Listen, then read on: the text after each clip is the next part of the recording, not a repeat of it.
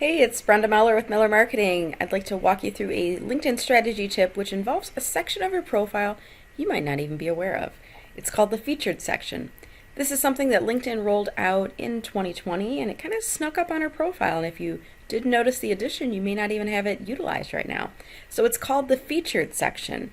And if you do have it and you've enabled it and you have some items in there, you're going to see this on your profile. I'm going to scroll down on mine right now. Right below your About statement, you're going to see this featured section in here. And what you can do in the featured section is you can actually add multiple items in here. If you click on the plus symbol, you can see what types of items those are. So you can feature a post, something that you have previously posted on LinkedIn. You can kind of pin it to this section by clicking on that featured star. You can feature an article, maybe something that you've written as a blog on LinkedIn, which is what they refer to as articles. You can feature that on your LinkedIn profile. You can feature a link to any external website. You want to be careful here what the preview image is as it shows up in this featured section. Or you could upload something in the media department. And that might be a photo, a document, or a presentation. So you can see as I click through here on the plus symbol next to post, it's going to take me to my recent posts. And if I wanted to feature something, I would simply click on that little star that says feature, and then I would click on done. Once I do so, I'm going to see that post would now appear in this featured section. Okay. Same thing if I wanted to feature an article, click on the plus button here. It's going to pop to my profile, and any article, aka LinkedIn blog that I have written, will appear in here, and I could simply click on the featured section here and that would add it to the section.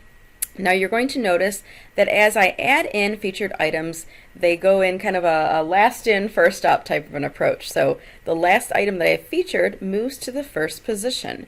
Now what if I want to move those around? Well, what you're going to want to do is click on the pencil icon. Remember, pencil is always for editing here, whereas the plus sign is always to add new items in. So let's click on that pencil icon because I want to edit and I want to move things around. So let's say I wanted to move my Friday Shout feature up to the top. I'm simply going to grab this little, I think they call it the hamburger icon. It looks like a hamburger with the buns and the lettuce and the meat in the middle there, right? So I'm going to drag that to the top position. And then once I'm satisfied with the alignment, maybe I want to move up this company page followers as well. So maybe I'll move that one into that position. Once I'm satisfied with the alignment, I'm going to click on done, and you'll see these now appear in your featured section. So what I've noticed is that in the desktop version, if you have 3 or more items, you're going to see a good portion of that image of the first, a good portion of the second, and about half of the third. So you can see here that it kind of cuts off. You can't actually see my photo that appears in that third icon. Now you can scroll through, but I'm going to say most people are not going to do this. Most people are not going to scroll through and see the items. They're really going to just see what's at face value, what's in the first, second, and third position.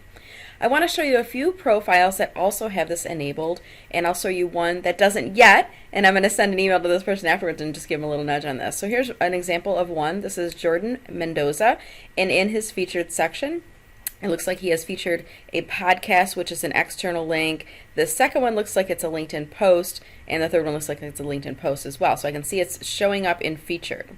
Now Christine is showing external websites in hers. She is pointing people to her coaching website for her financial coaching business. And I can see the icons that are kind of showing up in here. You want to be careful in the middle one, for example here. This is a thumbnail. It's kind of pulling from the website. I always advise my clients, look at the preview, look at the thumbnail. Are you satisfied with the alignment? If not, in this case, she may want to reach out to her web designer and say, hey, can you make sure that that thumbnail is modified so it's not cutting off my face halfway there? So preview is really important in here. Now I want to show you an example of a profile that doesn't have the featured section yet. This is Dan Goldberg, and when I look at Dan's About section, and below that I see activity. I don't see featured.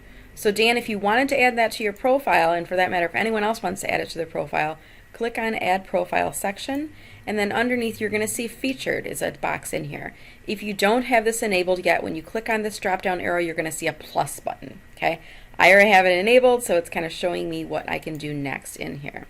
So that's it. This has been Brenda Meller with today's LinkedIn strategy tip, walking you through what is the featured section and demonstrating how to upload items to your profile, as well as looking at that preview. I hope this tip has been helpful for you. If it has, please give this video a like, subscribe to my YouTube channel, and feel free to share this with other people in your network. I'll be doing that next with Dan. Take care and have a great day. Thanks.